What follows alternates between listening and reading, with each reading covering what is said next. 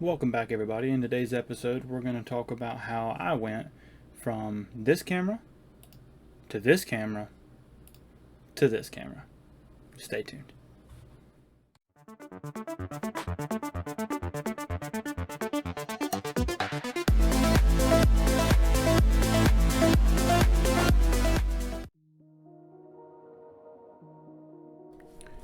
Let's get started with the first cam that I've ever purchased for streaming or for vlogging or for video editing, and that is the J5 Create. Purchased this camera back in 2020 from my local Best Buy. At the time of shooting this video, prices averaged between the $40 and $50 range. This camera does shoot in 1080p, and I think that for the cost, this is a all-around good, I'll say that word, camera. There's not really anything negative about it. There is some light pixelation, of course, as you can see. The way that the color shades are a little bit different. It also has a little bit of a paleness or a washed out look if you have improper lighting. I'll show you that by demonstrating here. I'm going to turn the brightness up on my O-ring light above my head here. Too much lighting, you get that kind of like an outwash maybe. You get this glare off your forehead. You turn it down too much and it's too dark, which in reality, you know, I think that it doesn't look bad here. This is to me, this is an outstanding shot for a $40 to $50 webcam. If you turn the lighting completely off, however, you lose a little bit of that contrast and your face goes to this orange red hue. But that's to be expected with a $40 to $50 webcam. So I usually have my lighting at kind of a medium, kind of like where I had it. My O-ring light, you can change it from a white light to a amber, to more of an amber. So I usually run a white light. My lighting back here is a white light. I will eventually upgrade and have some better studio lighting. Currently, my room, as you can see, is a cluster. We're kind of changing some things around, moving some things, organizing some things. My floating shelves I'm hoping to have in a picture later on. But for a $40 to $50 webcam, this offers a great field of view. I couldn't remember the exact specs, but it does shoot in 1080. It is a 30 frame per second to my knowledge. And so far, since the 2 years I've had it, I have not had a single problem out of this camera. It shoots just fine, and I will continue to keep it as a backup camera in case something goes wrong with my main camera.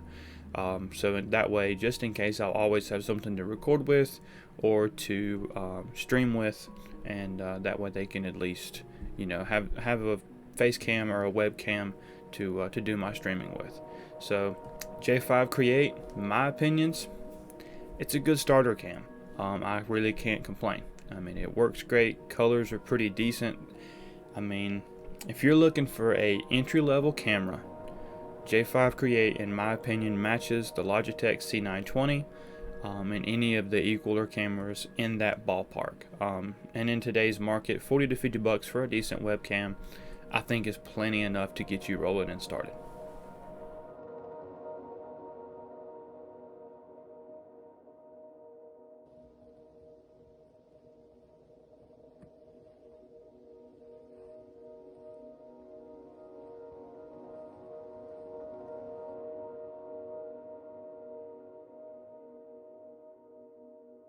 Next on our list of upgrades is the Logitech StreamCam. Prior to using this camera, of course, I'd only had experience with the J5 Create, and like I said, I couldn't complain with that camera. That camera worked great for what it was, but I was looking to try to zoom in a little bit more strictly on my face and try to get a better picture, specifically for in-game playing. Most streamers, most video content that people are using for gaming has the little screen at the bottom, bottom right, bottom left, somewhere on the screen where it usually has a pretty zoomed in, I guess you could say, crop of the person streaming. So when I was looking at some of the newer cameras, I was kind of comparing this, and I was going back and forth between the Logitech C920, the Logitech Brio. And obviously at that point the 920 was kind of the lower end of the spectrum. I guess you could say it was probably more close equivalent to the J5 Create. But the Brio I really liked, and it was really a close battle between this and the Logitech Brio.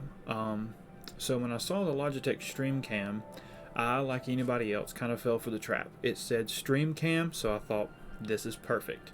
And in reality, for somebody who's looking for a bump up from the J5 Create or from the Logitech C920 that really wants to kind of zoom in a little bit better or get a better capture of their face, this is a great option. I picked this one up in February of this year, I do believe, and I was looking to, like I said, make my stream camera look a little bit more crisp, a little bit clearer, and I think this camera does that very well. I can't complain with it. Like I said, it does offer a little bit more of a cropped in picture. It's not as wide of a view. I think this one is like 72 or maybe 73 degrees, where the J5 is, I think, about 86. It's a little bit wider.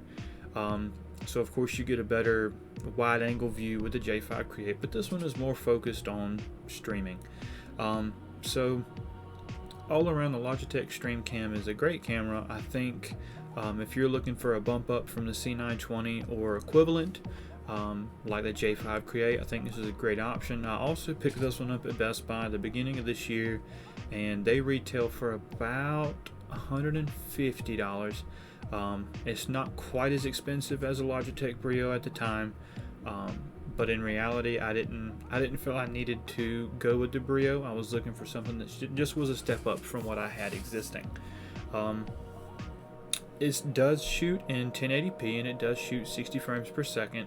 It does offer a little bit clearer picture and a lot more of a focused picture. It does come with a software you can download, and you can actually go in and tweak your video settings, and it actually just ends up being a great camera for a first-time user. I'll show you more about the application and the camera settings as we go here shortly, but anyway, this outstanding camera for what it is. Price is right if you're looking for that medium level budget. Of course, this is not the low end of the spectrum, but it's also a great camera for somebody who is wanting more of a soloed shot depending upon your individual preferences. If you're looking for something more zoomed in on you, then this is definitely the camera for you. So with that being said, I'll get you some info here shortly about the application called Logic Capture, and I'll show you how we can adjust the picture. We can adjust the saturation, brightness, distortion, all that good stuff. I'll show you that in just a second. Alright, so this is inside the Logitech Stream Cam application. This comes default with the camera. You can download this application and go in and adjust your priority, your frame rate, your exposure, your backlight correction, your audio channel, depending upon what are you using, image stabilization, auto framing, where it automatically frames, autofocus, whether or not you have it already set on or do you want to focus in, automatic white balance depending upon your room and your lighting sources. You also have image settings, anti-flicker, chroma key, advanced settings, and a bunch of other options. You also have watermark if you want to have that. It'll also do resolution. It does do 24, 25, 30, 50, and 60 frames per second at 1080. It does have an interior Cisco H.264 video encoder built in. So, and it does have a built-in mic. I don't ever use built-in mics on cameras. I always provide my own USB mic. You can get a great USB mic for a very reasonable price, and I don't see why you would try to use something of lesser quality when you can get a better quality mic for just as reasonable of a price. So going back to the Logitech Stream Cam, this is something I'm going to kind of go through some of these step by step and see what you think. You can prioritize frame rate or you can prioritize exposure. Exposure, of course, you see a brightness in the screen. You also see how everything looks, of course, a lot brighter. You go back to frame rate, it automatically makes your image a little bit better, more crisp. Backlight correlation, of course, it brings out the light in the bottom right hand corner of this picture. Turn that back on. Audio channel is, of course, what I was referring to about the mic. We're not even going to worry about that. Image stabilization. is a hit and miss. It supposedly turns everything on inside the camera to where it makes it as stable as possible, so if you shake the desk it doesn't give you any options. As you can see, it still does. We'll turn that back off. Auto framing, it'll automatically follow me, which is really cool if you're into that. If you're streaming and you move a lot, it'll always put you back in the middle of the stream and it'll focus on you. I don't usually ever run that. I usually kind of put myself in the middle or adjust depending upon where I have the microphone mounted. So you can always leave that wherever you need. Autofocus is, in my opinion, a great thing to have instead of having to adjust and try to get yourself focused and making it worse. Just hit auto. Autofocus is a great thing if you plan on kind of doing a budget DSLR setup. You can actually take a picture with the Logitech StreamCam of your room, blur it like this. I'm sorry, not that. Blur it, use that as your background, and then fix you and put it over top of it. And I've actually seen some people do that. I got that idea from a gentleman off of Facebook by the name of Harris Heller. If y'all have any questions about cameras, he's your go-to guy. I learned a lot from him. Kudos to him. I wouldn't be doing what I'm doing right now if it wasn't for him. So shout out Harris Heller. So auto white balance, it kind of adjusts a little bit as needed. I've got mine kind of neutralized. The auto white balance actually can make it look a little bit more natural. Maybe not as, I guess you could say, orange or red depending upon how you see it. Of course, down here you can change the brightness, you can change it to where it's dark, you can change your saturation, you can make it look pretty wicked. See if I can get this back to normal here. That's close. Sharpness, like I said, you can blur a little bit or you can make it as sharp as you can. White balance, this is or not white balance, but actually I don't know what that is. I need to do some more digging. Anti-flicker, 60 Hertz, 50 Hertz, I've got that set for auto. Chroma key, I don't even know what it is. Advanced settings, of course, you can go deeper and deeper.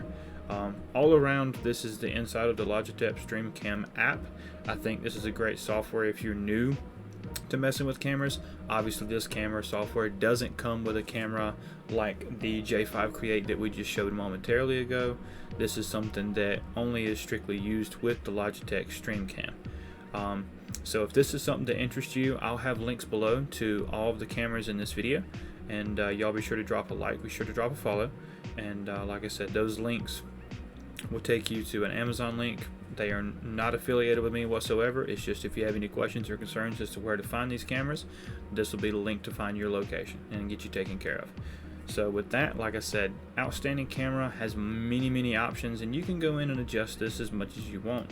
And I think for a medium level camera, and I call this one a medium, yes, it's over $100, but for a sub $200, I guess you can consider a webcam, even though it is a USB-C, this camera I think does well more than any budget webcam will, and I think it will continue to be great for people who are new to streaming or new to vlogging or new to video editing and content creation on YouTube, Twitch, whatever your case may be.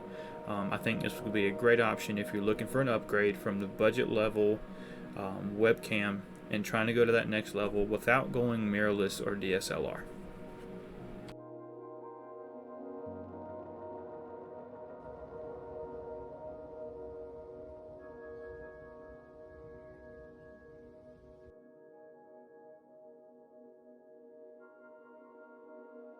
This is a Canon EOS M200. I have this situated on a boom stand, originally used for my mic, but I actually put my mic on the desk, and I've got this located on that boom stand, so it actually works out very well. You see the image clarity, you see the wide angle shot. I know I'm not quite centered. I've got some more adjustments to make. This is a adjustable and a zoom lens. It goes from 15 to 45 millimeters. It offers a 3.5 to a 6.3 exposure. This I do have set up in manual focus, so as you can see, I can blur myself or I can fix myself. I can also zoom in. Whenever you zoom in, you just have to make sure you're still in focus. So this camera was recently purchased from a local individual who started photography and videography in 2020. He offered this camera for a very reasonable price, and I wasn't expecting him to take my offer, and he did, and I am very, very thankful for him. He really hooked me up with a great camera, especially to start taking my streams or taking my content to the next level with video quality. So just a little bit more about the Canon EOS. This camera can shoot 4K only at about 24 to 25 frames per second. It's not recommended for streaming due to its power draw and consumption. It'll get hot and the battery will die a lot quicker. I'm currently waiting on a dummy battery to come in, so that shouldn't be an issue later on. Right now you're seeing 1080 at 60 frames per second. It seems to work great there. I was told to try it at 30 frames. You might get a little bit better longevity out of it, but I think with the dummy battery, I think that's going to be taken care of. I do have this running into an Elgato capture card. It's a Camlink. I did not decide to go anything more extravagant than the Camlink. The Camlink seemed to be a-okay, and as you can see, this thing works very well.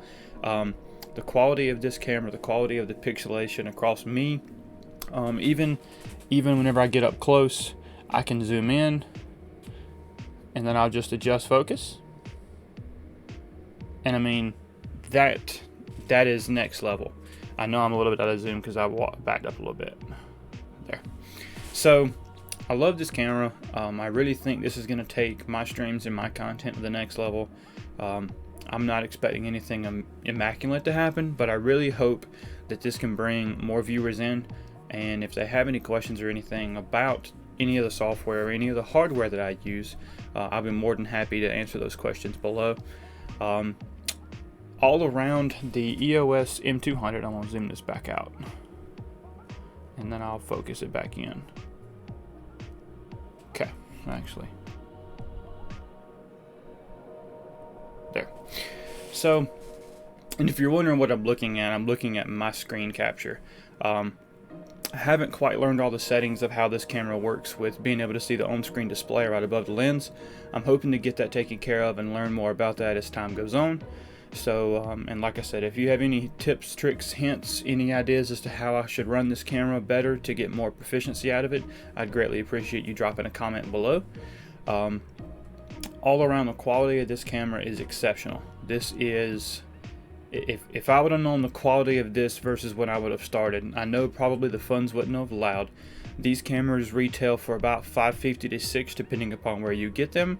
You can pick them up used in between the market from anywhere from probably $350 to $450 depending upon where you find it and the condition it's in, as also what comes with it. I got this one for around that ballpark and I love it.